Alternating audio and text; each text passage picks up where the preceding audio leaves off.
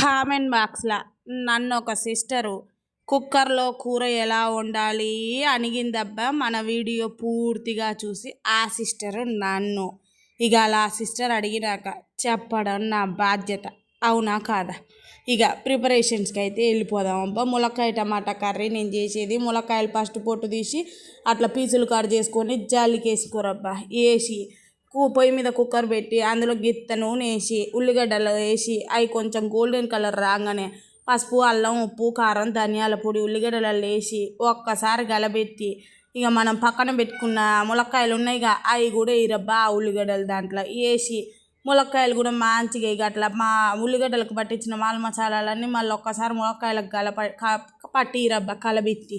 ఇక అట్లా వేసిన దాన్ని టమాటాలు అయితే నేను మిక్సీ పెడతాయి. ఎందుకంటే టమాటాలు ఇట్లా వస్తే తినరుగా ఈకలు అట్లా లేకుంటే టమాటా తినని వాళ్ళకి ఇట్లా మిక్సీ పెట్టి చేస్తే కూర సూపర్ ఉంటుంది.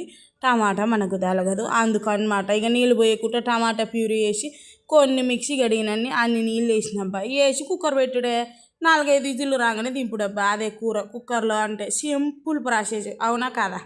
నచ్చితే మన వీడియో పూర్తిగా చూసి ఒక లైక్, ఒక షేరు, ఒక సబ్స్క్రైబ్ చెయ్యండి అబ్బా. విష్ణు ఈశ్వర్ వ్లాగ్స్ని మీరు అలా చేయడం వల్ల మన వీడియో అనేది ఇంకో 10 మందికి రీచ్ అయ్యిద్ది. అదన్నమాట ఈ విషయం.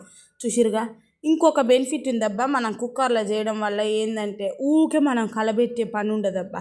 ఇక కూర పొయ్యి మీద వేసిన కాంచి 10 నిమిషాలకు ఒకసారి 5 నిమిషాలకు ఒకసారి కలబెడతాం. ఇందులో అయితే అది ఉండదు. అదనమాట విషయం. ఇక నేనైతే వేడి అన్నం ములక్కాయ టమాటా కర్రీ వేసుకొని సూపర్గా తింటున్నాను అబ్బా. సూపర్ ఉంది. ములక్కాయ పులిపే, టమాటా పులిపే. ఇక కర్రీ ఎట్లా ఉండాలి ఊహించుకోరు. ఇక దాంట్లోకి సైడ్ డిష్గా పచ్చడి వేసుకున్నా. ఫస్ట్ అయితే ములక్కాయ టమాటాని చూసి ఆగకుండా ఫస్ట్ దాంతో తిన్నబ్బా. ఓకే.